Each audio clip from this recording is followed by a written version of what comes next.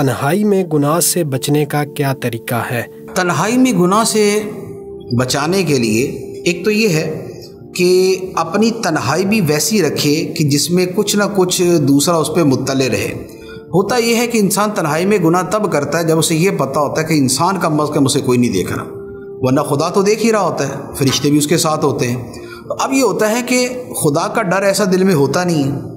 اور فرشتوں کی ایسی شرم و حیا دل میں نہیں ہوتی، تو لہذا بندہ گناہ کرتا ہے۔ تو اب اس کا ایک طریقہ تو یہی ہے کہ آدمی ایسی تنہائی سے ہی بچے کہ جس کے اندر گناہ میں پڑتا ہے۔ لہذا اگر زیادہ سے زیادہ وہ ایسی جگہ رہے گا کہ جہاں اس کو کوئی دیکھنے والا ہے تو پھر وہ ان چیزوں سے بچے گا۔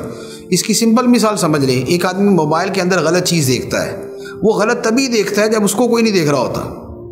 اور اگر وہ کسی 2-4 مہذب اور معزز آدمیوں کے ساتھ بیٹھا ہو یا ماں باپ کے ساتھ بیٹھا ہو تو پھر نہیں دیکھے گا۔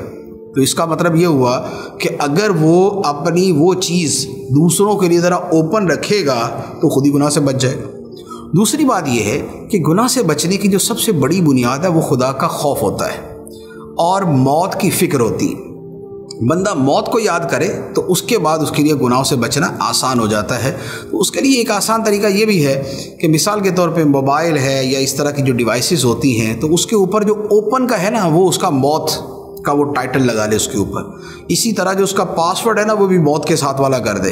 کہ تجھے مرنا ہے، تجھے مر کے حساب دینا ہے، موت آنی ہے، ہر جان کو موت کا ذائقہ چکھنا ہے، یعنی کہ اس طرح کی جو ورڈنگ ہے کہ جس میں موت اور آخرت کا حساب آئے۔ تو اب ہوگا یہ کہ گناہ کے لیے بھی اگر موبائل کھولا یا ڈیوائس کھولی اور اس کا پاسورڈ یہ لگایا کہ مر کے تجھے خدا کو حساب دینا ہے،